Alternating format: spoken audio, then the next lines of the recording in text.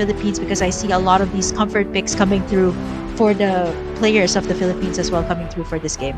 Yeah, and of course a lot of attention is going to be on the Lancelot, right? Because we've talked about how powerful Lancelot is as a hero in the current meta. If the game goes late enough, you can definitely bet that 𝐈𝐿𝐻𝐷 can basically 1v5 Myanmar if given the right condition.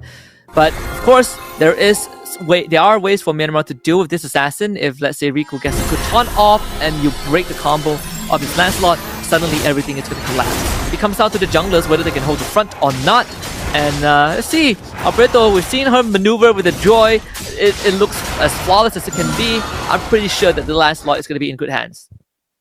Yep, for sure. As we head over into game number 3, there's going to be a lot of pressure on the mid lane here, as Amor is already planting in the arrows, knowing for a fact that the Lancelot could go all the way in. But wait, what? It's stunned out there by 𝐴fu, and that's going to be the first blood drawn in here by the side of Myanmar.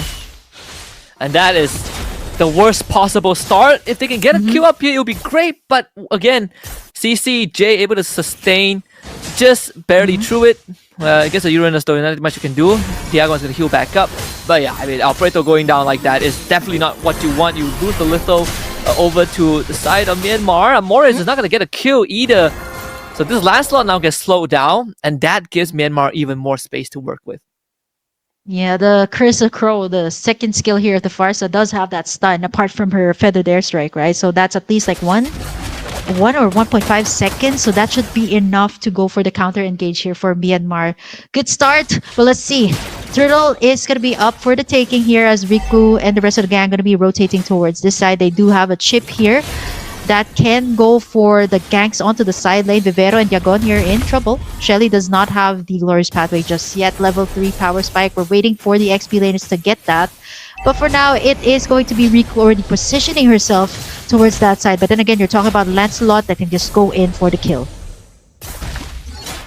This is by no means GG's. Somehow, 𝐈𝐿𝐻𝐷 still has more XP than the Fredrin. Here they go. Yeah. Okay, feathered airstrike. It's going to be 𝐈𝐿𝐻𝐷 picking up the turtle this time. Revitalize. 𝐴fu gets taken down there. A retaliation coming out from the side of the Philippines. Riku going to be able to sustain. Not for the Appraiser's Rat though. Not long enough for that. As Vivero going to be able to pop in that ultimate as well. Jay going to be able to sustain. But up against Amores and the rest of the gang, it is not going to be enough as they're able to move forward. Let's take a look at the gold lane here. Perez versus 𝐾𝐿. Not much happening just yet. 𝐾𝐿 doing her very best to clear out the ways and make sure that she advances first. But with the most damage dealt, it's actually surprisingly Jay up on top with the 𝐶𝐶. Wow, they've basically recovered from the start. Trying to go for 𝐈𝐿𝐻𝐷. Good dodge. Oh, the feathered airstrike again strikes down 𝐈𝐿𝐻𝐷, man. That is so difficult to watch, right? The stuns, the slows from the high loss, and 𝐴fu with the perfectly timed ultimate there, taking down 𝐈𝐿𝐻𝐷 for the second time in this game. But looking at the overall picture, though, it's still going to be Philippines leading in with the map control, I would say. This time they got much better side lanes, as 𝐷iagon is able to move a bit forward compared to the game that she had for the second game, right? Like there's a lot of takedowns on 𝐷iagon, but I might be calling that too early. She's still a bit too tanky though. They're not going to be able to burst her down just yet. Glowing Wand has been secured here by Amores, standing at 202 by the way, on a comfort pick on the Celine. This gang should be an easy takedown. There we go. Yeah. Instantly, just like that. And they lose nothing, right? It's a shortcut, so 𝐷iagon goes back to the XP lane, gets the sandbag Jay again. Jay getting a taste of her own medicine. Like last game, they kept on pressuring the 𝐶𝐶 of Philippines, and now they are taking the same treatment. Even 𝐾𝐿 Cutie here as well. A lot of pressure from Vivero. I mean, when you see the chip, it's almost all the time you're going to be worried if the ultimate is up. And now 𝐷iagon as well. She's going to be able to sustain a bit more this time. The flicker has already been used earlier. Feathered airstrike as well, but it's not enough to take down this Uranus, as Vivero going to be suffering, or not just yet, facing the high loss here. But it's going to be 𝐷iagon though, getting bursted down there by the rest of the members here of Myanmar. One member down right before the turtle take. The arrows have been planted here by Amores, as Riku going to be starting up this turtle. Let's see if it is going to be the Philippines once again taking this further side. it's not going to be easy. I mean, they saw the Farsa. Shortcut drop. Yep, it's not enough. Not enough just yet, as 𝐆𝐑𝐎𝐔 gonna be able to zone out the members here of Myanmar, as the rest of the members of the Philippines might just go for the turtle take. It's not gonna be easy to take down this here. It is gonna be using up all of the forces. Jay once again, but it is gonna be a Pu getting taken down there by Amores as well as 𝐈𝐿. 𝐾𝐬𝐢 as well taking down the mid lane, or rather Jay and DJ Shelly on the CC. Are they gonna commit to the turtle here for the side of Myanmar? It's been a tug, push and pull here, but 𝐾𝐬𝐢 though finds Perez here, flickers out to safety, and that's gonna be no casualties here for both sides. Huh. Well, actually, this is not too bad for the Philippines, right? They got 2 tier 1s, including the mid one. If they get this turtle, it will be a bonus. If not, they are locking down the purple buff of Myanmar. So either way, the map control is in favor of the Philippines. Yeah, petted airstrike here, and the glorious pathway. It's still gonna be 𝐈𝐿 picking up the turtle here for the side of the Philippines, but at what cost? Onto the back, there's the shortcut though, onto Kiko. That's gonna be their target as Vivero picks up the kill, but here comes the backup here. Riku and DJ Shelly is gonna suffer the wrath here of Amores on this Selena. DJ Shelly and Afu as well, flicker out from 𝐆𝐑𝐎𝐿, but Amores with the flicker, apparently not enough just yet. Jay gonna get stunned, gonna get slowed there by the arrows, as Perez gonna be taking in a brunt of the damage there from the Vengeance. But that is, wow, flicker in from Amores, standing at a 502 with the Selena. Amores been really hitting these nasty abyssal arrows. But again, credits to Vivero. Said the map control for Philippines is going to be slightly better than Myanmar just because of the wide walk off from this chip. It can be anywhere she wants, and with the shortcut, bring her teammates across the map. So for Myanmar, they have to be able to establish presence, but at the same time, watch out for all these off angles that the Philippines have been utilizing to catch them off guard. This CC basically has collapsed, right? The lane is in shambles, but it doesn't put Jay out of commission just yet. She can still do a lot of damage. If she ties down the right target, it could be devastating, because tying them down allows Fredrin and Farsa to really follow up. Myanmar just needs to find the right opportunity. Yep. Gold earned, it's gonna be 𝐈𝐿. If you can get the curtain call, right, like once the shortcut is up, landing it on at least like all the members here in the Philippines, right, almost all the time, the shortcuts have been on point here for Vivero. Once you see her up down bot, you see her up top, it's just so easy to go around the map. And right now, pressure in on all of the lanes here for the side of Myanmar. Last turtle is gonna be up in just a few. So let's see what Myanmar will answer out. That's going to be the turtle cam being focused there up on screen. It's going to be 𝐈𝐿 starting up this turtle. For the rest of Myanmar, they do have the ultimates up, but there's the threat as well of the Selena. Vivero as well trying to look for an angle here onto 𝐾𝐬𝐢 on the backside. Turtle's going to be reset once again.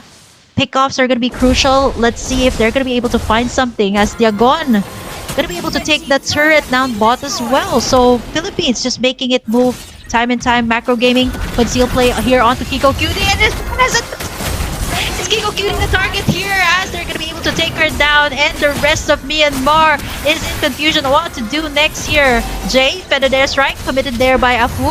They're going to be able to sustain, but they got what they wanted. If this is what they were doing compared to in game number 2, it's the exact same thing here, but a different type of flavor coming out from the Philippines. Yeah, again, this chip has so much value. 𝐆𝐑𝐎𝐿 also doing a fantastic job. Comes through the shortcut and instantly goes to work. Disrupts all of the Myanmar players, making sure that they are not able to participate in the fight, and also ensuring that her teammates get out of it safely. So that's a free lore, and look at where Vivero is. Set the purple buff, got spotted out by Jay, not a problem, because now they are so far ahead. Every single abyssal arrow is going to lead to a potential kill, and no one can take out 𝐆𝐑𝐎𝐿. There's prisoners.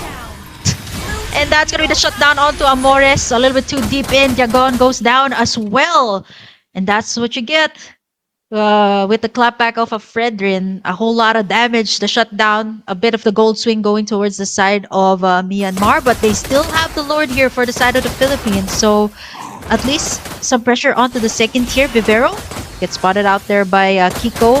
They know their targets very well. So Jay gonna be forcing Vivero to back away for now. To be able to go in with the shortcut. As now Jay gonna be the center, the primal target here of the Philippines, suffering a lot of damage there. But 𝐾𝐿 is gonna be able to free hit everybody. Flicker out, shut down onto Jay as Perez goes in for the rampage. A double kill. Afu. 𝐾𝐿 forced to back away. There's still the Lord, by the way, here for the side of Myanmar. And with Afu and Jay out, the second tier turrets are sure to be gone here. In a normal situation, this would not have happened, but because they had a chip, so the moment their teammates revived, the chip just brings them in with a shortcut as if they lost nothing at all. In fact, that's a net positive, getting 2 kills and an inhibitor. I think Myanmar can still defend this, but they've lost a lot of tempo just off of that fight.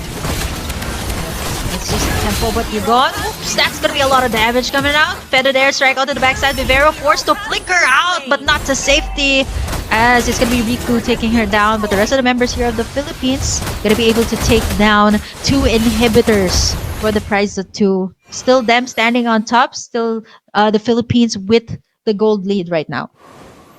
Myanmar somehow was able to stop the bleeding. But it's again a lot of damage being dealt. 2 inhibitors down, the next Lord up and on the top lane.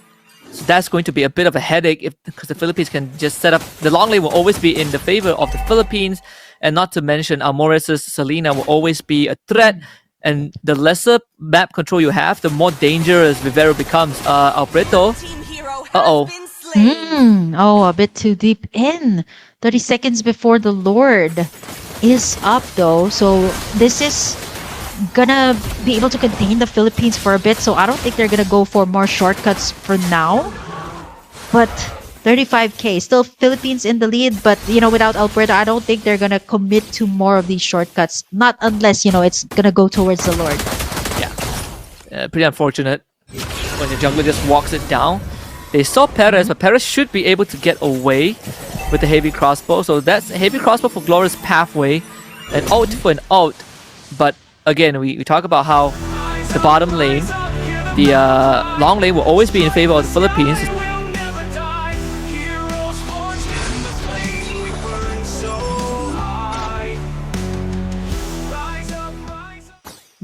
Yep. And this is it. Perhaps the final showdown. So it's going to be Almores laying down all of those abyssal arrows and abyssal traps to just create the vision here. And it's honestly annoying, right? Like you're trying to get into the team fights, you get stunned even. A whole lot of damage coming through as well. The minion waves have been cleared up top. So let's see the Lord Dance. This is going to be long once again. You got a Uranus, you got a Hylos, and you got even a Fredrin here to sustain the damage. So let's see. It's already 1/4 HP here for the Lord. A push and pull between these two teams. And look at where 𝐵ivero is. If anyone shows up, if they send a Granger, which I think they are, there's a backdoor chance here. And Philippines knows backdoor it. plus a kill. Perhaps a kill onto 𝐾𝐿. So I think this Lord is just a bait. So they're not gonna commit just yet, right? It can backfire. Yagon gonna be able to spot out �Ｒiku there. There's so much minion waves crashing in, and that's gonna be it, right? That's the way to let Myanmar go back into their base, knowing that 2 inhibitors are down. Philippines secured in the second Lord of the game. So let's see how they're gonna play this out, how they're gonna close out this game, because as far as we know, right, Myanmar still has all of the tools to keep up with the Philippines in this 30-minute mark. Yeah. Again, good awareness from Myanmar. Because if they just sent the Granger, I think that game ends with the backdoor. But they had DJ Shelly accompanying 𝐾𝐿, and understanding that their hands are tied, so they are forced to give up the Lord. This could lead to all inhibitors going down. It's not going to be an easy defense, but Myanmar, I think they have a chance to do it. Although with all these 3 waves pushing in, it will be a tall task. Let's see what happens. Yep, it's gonna be Myanmar gonna tug in the Lord onto the side, just making sure that they buy a little bit more time. There's the feathered airstrike. Even Yagon is bleeding from the damage, the burst damage, but the shot spiked. And now here comes the Glorious Pathway. This is the opening that they were looking for. Flicker out for Yagon. �Ｒiku goes in for the Appraiser's Rat, but the flicker in time to just evade all of that. The crucial pickoff onto Perez. And now they're going to try to fight back here, knowing that their main damage dealer is not going to be there. So for the Philippines, they've at least created the pressure. But for Myanmar, they have successfully defended. But let's not forget, there's going to be a whole lot of super minions. At least 1 or 2 come in right after the Lord. they defended the last inhibitor, and I think that is the icing on the cake. I believe that Jay used the curtain call and Paris got caught with someone else and just got ran down by the CC. So Myanmar hold the fort, didn't lose their last inhibitor, even though it's with a sliver of health, but the fact that the structure still stands now gives them another chance at life. At this game. Wow, I mean, this is what you say. It's really a different ball game, a different piece when you say it is the final game. The game equalizer for both sides, the series equalizer. And this is honestly what I love about best out of threes, right? You can bring out the best of each of these teams. So there's a possibility, again, with the inhibitor turrets down here for the side of Myanmar, a possibility for a possible split push here for the Philippines.